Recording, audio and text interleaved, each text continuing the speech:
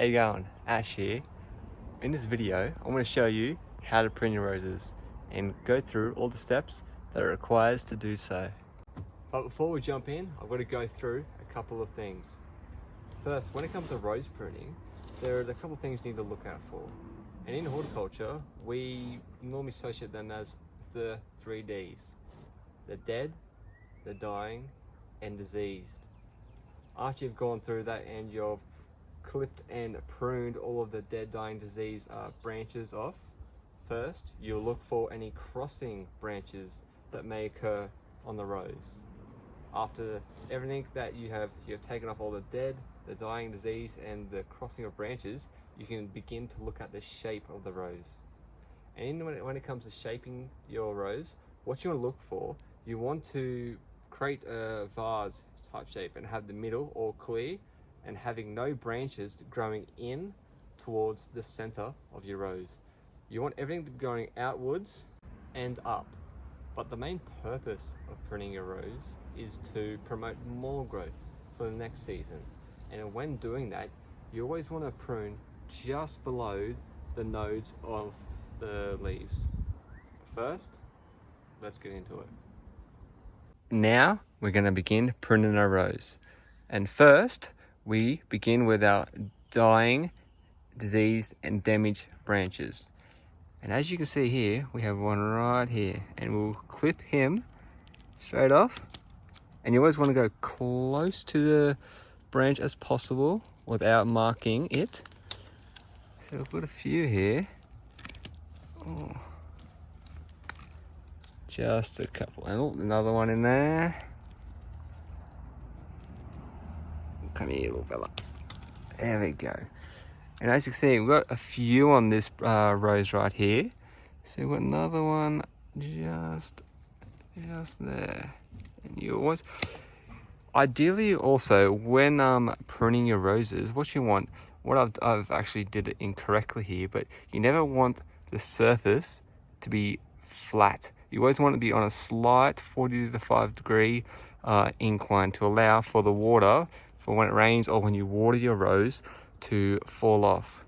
Because if any droplets land on top of that, that will cause rot, and then it will very much die all the way along or your rose branch. And we do not really want that. In this rose, it's actually pretty good when it comes to diseases.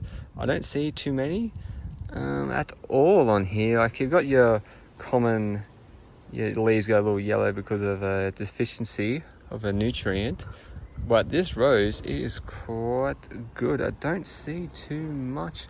You do get, like, of course, your black spot on your roses, which you can easily prune off. Like a lot of these branches, they have a little bit of black spot on them. You can easily prune them off. But ideally, you do probably want to prune as much as you can of the black spot off, then follow up with a spray as well to be absolutely sure that everything has come off and won't come back. But to be honest with you, it will come back eventually. Like, there's no way of stopping black spot but when it comes to any old generic diseases, it's always best to use eco neem oil to spray. Where if you ever have any aphids or any other sort of pests as well that you'll get on your roses, you generally do have to follow up with a second or third spray. It's generally, you normally would do your first spray and then wait like 1 to 2 weeks and then follow up with your second spray and again for your third spray until you are absolutely sure that all your aphids or whatever pests you have on your rose has gone. And when it comes to damaged branches, we don't have too many on here at all. Let's have, oh no, we've got one right here. See how there? See right there? Look at that. It snapped right off. And where you'll want to cut it, what a lot of people will cut, they'll cut just below where it broke. But ideally, you actually want to go right down here to that fork in the branch. You really don't want to do it just on top of the cut. You always want to go back down to here, and that's where you want to cut your damaged branches off. Now, once we've gone through all of those aspects of pruning your roses, your dead, dying, diseased, your crossing of branches, now we can start looking to our shape. Now, when we come here, this rose is pretty good. It's already beginning to get that vase shape, having that middle clear. But first, we'll go through and just prune. Always prune back down to your next node. That's where that new growth will promote for from the next season. So as we go through here, cut all these lower branches off that are growing inwards, which we don't want. We want that center to be clear. We begin to go through our rows and prune it all back to each node. We don't want to, the reason to pruning towards back to the node is that, see, for instance, right here. See right here? See right, that branch right there. See how it's quite dark, and it's actually got a little stick and it started beginning to die down there. That has when you have not pruned back to the end of the node.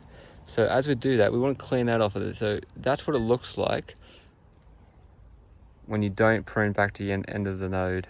And you want to cut that one off. I just finished up a bit more shape pruning of the rose and just shaping it a bit better to make more like the vase shape. Now, because here in Australia, we're in spring now, we're going to summer, I didn't prune it back as hard.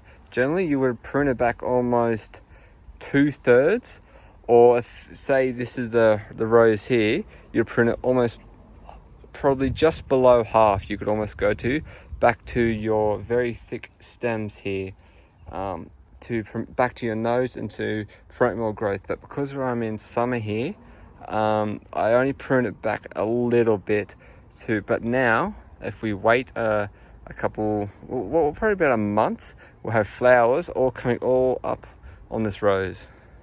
And with all of that done, we have completed our rose. We have our middle clear, our branches growing outwards. We've got rid of our dead, dying and diseased branches. Now that is a finished product. Thank you for watching.